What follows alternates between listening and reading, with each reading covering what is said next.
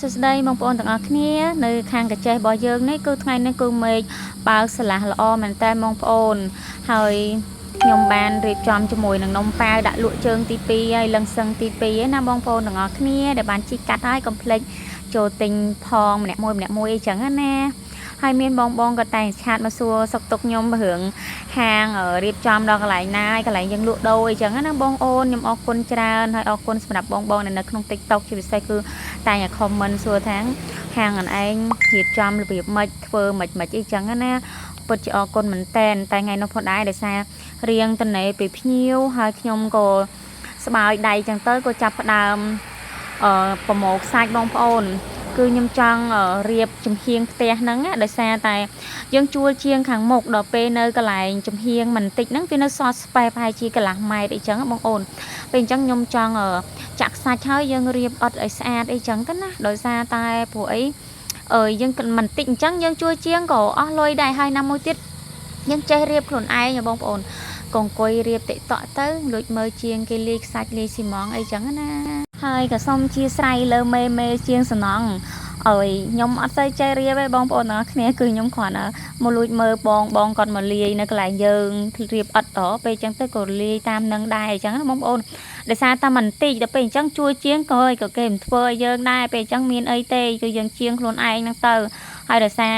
ចន្លោះពីម៉ោង12ម៉ោង1អញ្ចឹងរៀងស្ងាត់ភ្ញៀវបងប្អូនពេលអញ្ចឹងគឺចាប់ផ្ដើមទាញស្រោមដៃស្រោមអីហ្នឹងរៀបអត់ខ្លួនឯងហ្មងទៅដោយសារចង់ដាក់កន្លែងហ្នឹងគឺយើងរៀបឲ្យស្អាតអីចឹងណាបងប្អូនហើយដល់ពេលដែលខ្ញុំកំពុងរៀបហ្នឹងបងប្អូនគឺមេឃបើកថ្ងៃក្តៅឡើងហែងតែម្ដងណាបងប្អូននិយាយទៅគឺជះពន្លឺហ្មងរបៀបថាមេឃទទួលស្គាល់ថាយើងជាងសំណងអីចឹងណាដោយសារតែបានថ្ងៃហ្នឹងមេឃភ្លៀងជាប់គ្នាបងប្អូនហើយគឺយើងប្រមូលសាច់មកបដើអីចឹងទៅហើយបងអូនអើយខ្ញុំរៀបអត់សូវស្អាតទេគ្រាន់តែថាយើងចេះតែរៀបទៅកុំឲ្យខាតអីចឹងណាហើយខ្ញុំអត់ចេះប្រកាន់ការងារបងប្អូនពេលខ្លះការងារណាខ្ញុំអាចធ្វើបានចឹងទៅខ្ញុំធ្វើខ្លួនឯងចឹងទៅការងារណាយើងធ្វើបាន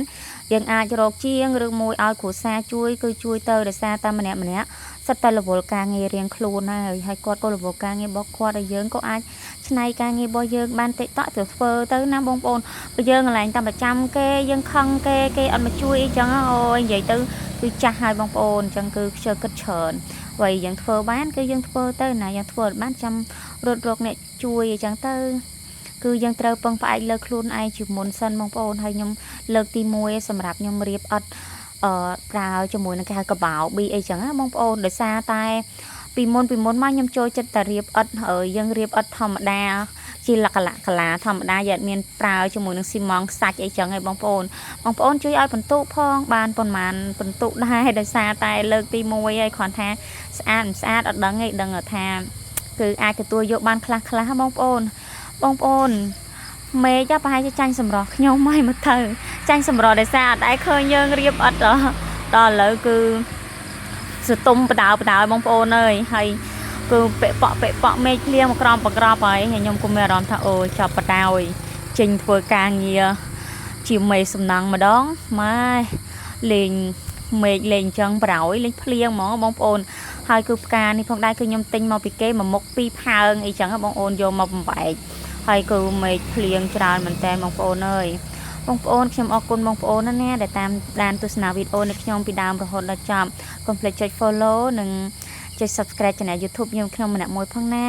ចាអរគុណជម្រាបលាជួបនឹងខ្ញុំនៅក្នុងវីដេអូបន្តទៀតក៏ប៉ុន្តែគឺចង់ឲ្យបងប្អូនទាំងអស់គ្នាមើលទឹកភ្លៀងលេងសិនទៅដោយសារតែអួតថាងមេឃបើកថ្ងៃឥឡូវក្តៅហែងតែឥឡូវមិនបាច់និយាយហ្មងភ្លៀងឡើងប៉ាតណាប៉ាតណីហ្មងបងប្អូនហើយសើមទាំងដងទៀតជាពិសេសគឺអត់តាន់បានសាដងចូលក្នុងផ្ទះតាន់ផងមេឃភ្លៀងបាត់បងអូនអើយពេលដែលមេឃភ្លៀងអញ្ចឹងគឺនៅខាងខ្ញុំរៀងស្ងាត់មនុស្សជិះចូលចុះឡើងម៉ូតូអីចឹងហើយបងប្អូនហើយគឺដោយសារឥឡូវភ្ជុំហើយអញ្ចឹងពួកបងគាត់ទៅកន្លែងធ្វើការរៀងខ្លួនអញ្ចឹងទៅក៏រៀងស្ងាត់ដោយសារយើងលក់នៅតាមស្រុកភូមិអញ្ចឹងគ្រាន់តែជាជាប់ផ្លូវជាតិបដោយផ្លូវពីមណ្ឌលគិរីកចេះអីចឹងណាអរគុណច្រើនបងជម្រាបលាបាយ